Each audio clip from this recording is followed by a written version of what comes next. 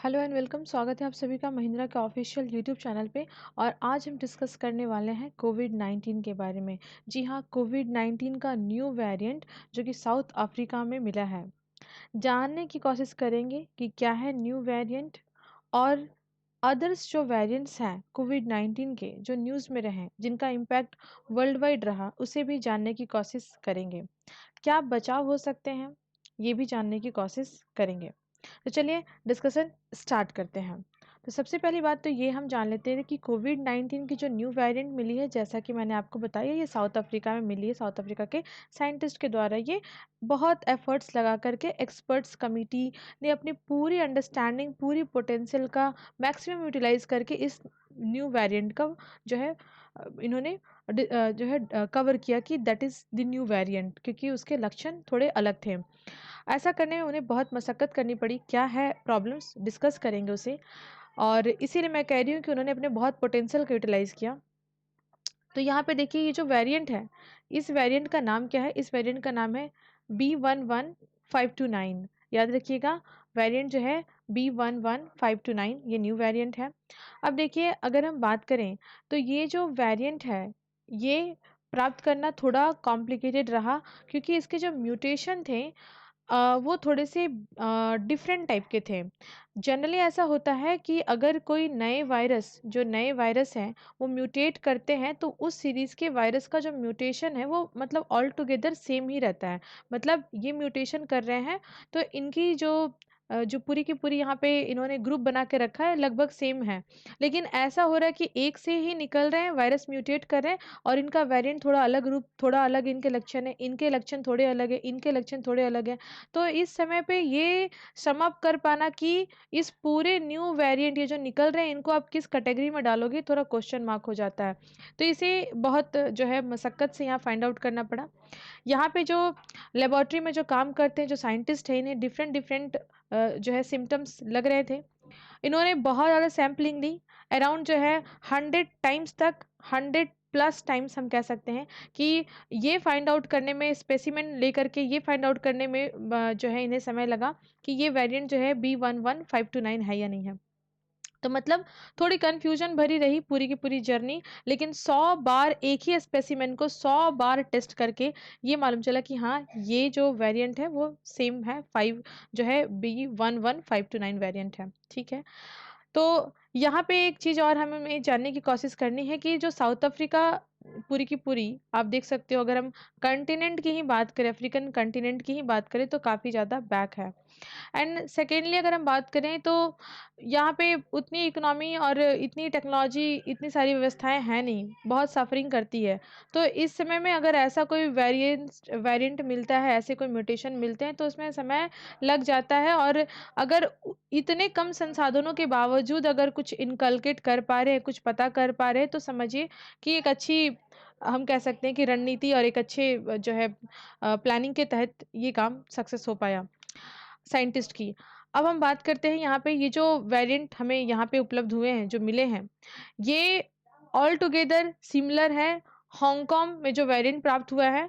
और हांगकांग में ये वेरिएंट प्राप्त ऐसे हुआ क्योंकि वो वेरिएंट जो हांगकांग में देखा गया, वो जो है कहीं न कहीं साउथ अफ्रीका से लिंक था, क्योंकि साउथ अफ्रीका के पर्सन की जर्नी हो गई थी, उन्होंने यात्रा की थी हांगकांग में, तो इस वजह से वो वायरस वहाँ पे मिला और न्यूज़ में वहीं से आया। उसके बाद फिर उसकी जो है जड़ें निकाली गईं, कहाँ से ये मूवमेंट हुआ, कैसे चैन पकड़ा गया, तो मालूम चला कि साउथ अफ्रीका से है। तो फिर वहाँ पे ये पूरी की पूरी जो है हमें मालूम चलती है कि पूरा का पूरा जो वायरस है, ये साउथ अफ्रीका के एक विशेष प्रोविंस, सॉरी प्रोविज़न नहीं, प्रोविंस से ये मालूम चला। तो यहाँ पे हम देख सकते हैं कि साउथ अफ्रीका की जो एरिया है, ठीक है, ग्यूटेंज, तो यहाँ से जो है साइंटिस्ट ने बहुत सारे डेटा इनकलकेट किए।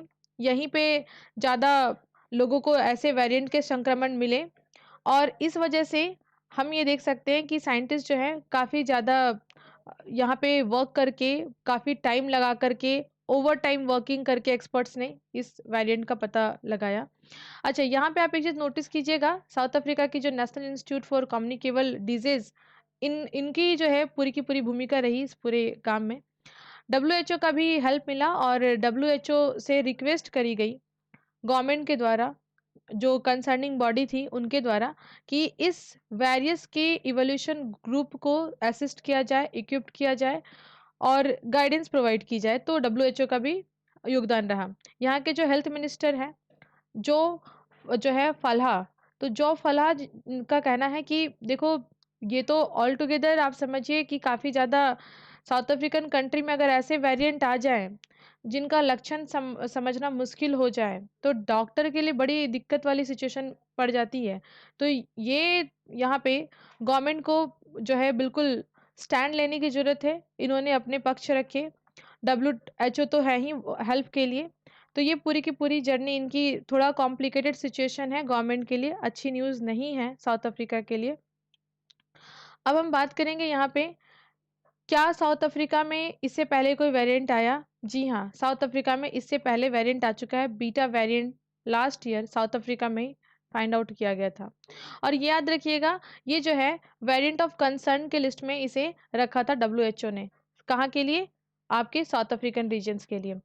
जबकि जो डेल्टा वेरिएंट था वो इंडिया के लिए आपके वेरिएंट ऑफ कंसर्न की श्रेणी में रखा गया था। ये आपको लग रहा होगा ना कि वेरिएंट ऑफ कंसर्न क्या है।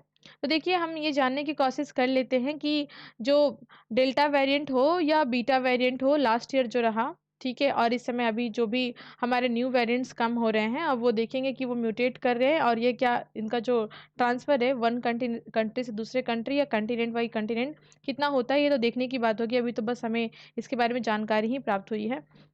तो हम ये देख सकते हैं कि हमने जो वायरस है ना, इन्हें दो कैटेगरी में डिवाइड करके रखा है। एक है वीओसी और एक है हमारा वीओआई। एक है वेरिएंट ऑफ इंटरेस्ट और एक होता है वेरिएंट ऑफ कंसर्न। देखिए वेरिएंट ऑफ इंटरेस्ट तब होता है जब कोई वायरस के बारे में आपको मालूम चल गया, इन्फॉर्मेशन इनकलकेट कर लिया आपने, डिटेक्ट हो गया कोई वायरस, लेकिन अभी उसका जो है स्प्रेड इतना शार्पली नहीं हुआ है कि वो पूरे वर्ल्ड वाइड वो फैल जाए।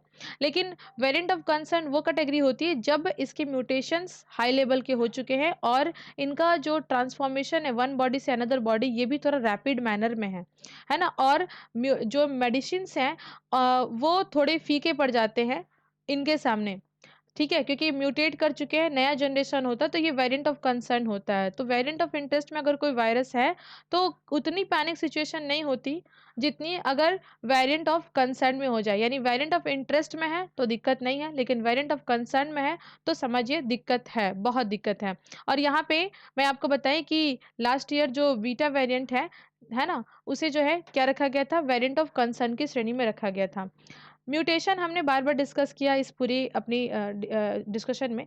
देखिए म्यूटेशन होता क्या है, वायरस जो है अपनी जो उनकी प्रॉपर्टी होती है, तो आपको पता है वायरस अपने आप को क्या करता है, फोटो कॉपी करते हैं, है ना, कॉपी पेस्ट कार्यक्रम यहाँ पे इनका चलता है, अपने आप को ही ये इटसेल्फ फोटो कॉपी ये करते हैं। तो जब ये फोटो कॉपी करते हैं तो होना क्या चाहिए, जो इनकी इनहेरेंट प्रॉपर्टी है वो भी सेम जानी चाहिए। लेकिन वो जाती तो है ही, ऐसा नहीं है, जाती है, लेकिन इनके लक्षण थोड़े और विशेष हो जाएंगे। मतलब अगर मान लीजिए ये 20% इनमें जो है कुछ विशेष गुणधर्म पाए जा रहे, तो ये गुणधर्म यहाँ पे 40% होने की संभावना ज़्यादा हो जाती है। तो इस तरह से जो है अलग वेरिएंट के अलग अलग जो है हम कह सकते हैं अलग अलग इनके अंदर जो है सिम्टम्स देखने को मिल सकते हैं, अलग अलग इनके उपाय करने पड़ सकते हैं। तो that is the mutation process, ठीक है।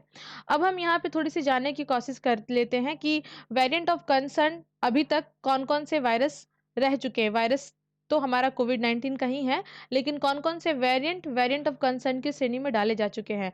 तो B117 जिसे हम लोग अल्फा वेरिएंट कहते हैं और ये पहली बार डिटेक्ट किया गया था कहाँ पे, यूके में। दूसरा है B1351 जिसे हम लोग बीटा वेरिएंट कहते हैं, जो कि प्राप्त हुआ था साउथ अफ्रीका में। और इसके बाद अगर हम बात करें इप्सिलन वेरिएंट जो कि B1427, ये कहाँ प्राप्त हुआ था, यूएसए में। तो देख लीजिए ये बहुत इंपॉर्टेंट है।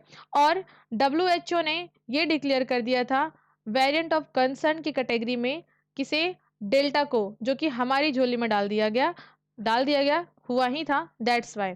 यानी कि डब्ल्यूएचओ ने बताया कि भाई भारत भी पीछे नहीं है ना, और भारत में भी जो है हमारा कोविड का जो वेरिएंट प्राप्त हुआ डेल्टा वेरिएंट है ना, B1617.2, याद रखिएगा।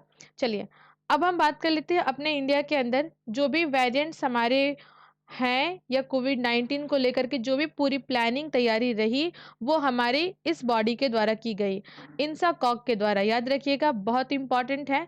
इंसाकॉग ने बिल्कुल सार्स कोविड-19 जो वायरस है हमारी, इसकी पूरी की पूरी जो है देख-रेख इस बॉडी ने की है, और ये इनकी जो है हम कह सकते हैं आईसीएमआर के साथ मिलकर के, और हमारी जो अलग-अलग बॉडीज़ हैं, जो हमारे लैब्स हैं, जिन्होंने हमें पूरे इस प्रोसेस में लगे रहे, है ना? ये सभी ये बॉडी हैं, एग्ज़ाम पॉइंट ऑफ व्यू से बहुत इम्पोर्टेंट है इनका लोकेशन, तो एक बार आप शहर के साथ इसे देख सकते हो। और अगर हम बात करें वेरिएंट ऑफ कंसर्न की, तो देखिए वेरिएंट ऑफ कंसर्न के बारे में पहले आपको बता चुकी हूँ कि जो वेरिएंट ऑफ कंसर्न है, इसका ट्रांसमिशन ईज़िली हो जाता है।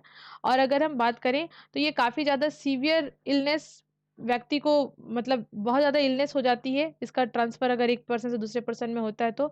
मेडिसिन वगैरह या जो भी हम यूज़ करें अपने आप को बचाने के लिए, उनकी जो एफिशिएंसी है काफ़ी डाउन हो जाती है। इवन जो वैक्सीन्स हम ले रहे हैं, हो सकता है पहले वाले वेरिएंट में वो वैक्सीन अच्छी काम कर गई हो, लेकिन न्यू वेरिएंट में वो वैक्सीन की एफिशिएंसी एकदम ऑल टुगेदर डाउन है। तो ये वेरिएंट ऑफ कंसर्न्स के जो है पूरी की पूरी सिनेरियो यहाँ पे हम देख सकते हैं। तो इस तरह से हमने जो है पूरी की पूरी कोविड-19 के वेरिएंट को जानने की कोशिश की, किस तरह से कोविड-19 के वायरस जो है फैलते हैं, कैसे ये वेरिएंट क्रिएट करते हैं, और किस तरह से जो ये वेरिएंट हैं आपस में अपनी प्रॉपर्टीज़ को चेंज करते हैं, और चेंज करने के बाद ये लोगों के अंदर बॉडी में जाते हैं, म्यूटेट करते हैं, और ये म्यूटेशन बॉडी के अंदर होने के बाद दूसरे आदमी में जब ये फैलता है तो ज़्यादा ही खतरनाक हो जाता है। तो ये पूरा का पूरा जो हमारा एपिसोड था, ये पूरी डिस्कशन कोविड-19 के बारे में।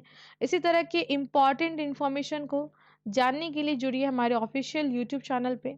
अगर वीडियो अच्छा लगा होगा तो do like, share and comment. Thank you, thanks for watching.